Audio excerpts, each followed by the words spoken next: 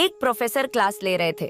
Class के सभी छात्र बड़ी ही रुचि से उनके लेक्चर को सुन रहे थे। उनके पूछे गए सवालों के जवाब दे रहे थे। लेकिन उन छात्रों के बीच कक्षा में एक छात्र ऐसा भी था जो चुपचाप और गुमसुम बैठा हुआ था। प्रोफेसर ने पहले ही दिन उस छात्र को नोटिस कर लिया, लेकिन कुछ नहीं बोले। लेकिन जब 4-5 दिन तक ऐसा ही चला, तो उन्होंने उस छात्र को क्लास के बाद अपने केबिन में बुलवाया और पूछा, तुम हर समय उदास रहते हो, क्लास में अकेले और चुपचाप बैठे रहते हो, लेक्चर पर भी ध्यान नहीं देते, क्या बात है, कुछ परेशानी है क्या? सर, वो छात्र कुछ हिचकिचाते हुए बोला, मेरे अतीत में कुछ ऐसा हुआ है जिसकी वजह से मैं परेशान रहता हूँ, समझ नहीं आता क्या करूं। प्रोफेसर भले व्यक्ति थे। उन्होंने उस छात्र को शाम को अपने घर पर बुलवाया। शाम को जब छात्र प्रोफेसर के घर पहुंचा, तो प्रोफेसर ने उसे अंदर बुलाकर बैठाया। फिर स्वयं किचन में चले गए और शिकंजी बनाने लगे।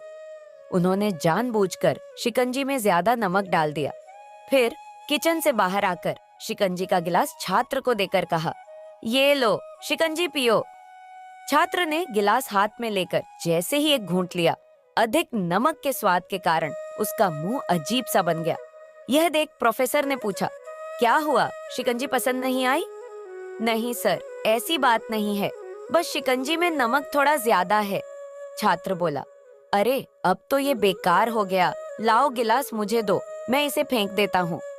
प्रोफेसर ने छात्र से गिलास लेने के लिए अपना हाथ बढ़ाया, लेकिन छात्र ने मना करते हुए कहा, नहीं सर, बस नमक ही तो ज्यादा है, थोड़ी चीनी और मिलाएंगे तो स्वाद ठीक हो जाएगा। यह बात सुन प्रोफेसर गंभीर हो गए और बोले, सही कहा तुमने, अब इसे समझ भी जाओ, ये शिकंजी तुम्हारी जिंदगी है, इसमें घुला अधिक नमक तुम्हारे अतीत के बुरे अनुभव हैं। जैसे नमक को शिकंजी से बाहर नहीं निकाल सकते, वैसे ही उन बुरे अनुभवों को भी जीवन से अलग नहीं कर सकते। वे बुरे अनुभव भी जीवन का हिस्सा ही हैं।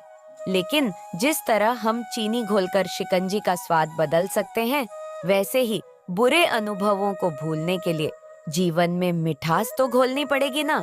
इसलिए मैं चाहता हूँ कि तुम अब अपने जीवन में मिठास घोलो।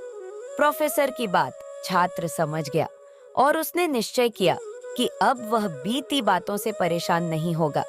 दोस्तों, जीवन में अक्सर हम अतीत की बुरी यादों और अनुभवों को याद कर दुखी होते रहते हैं।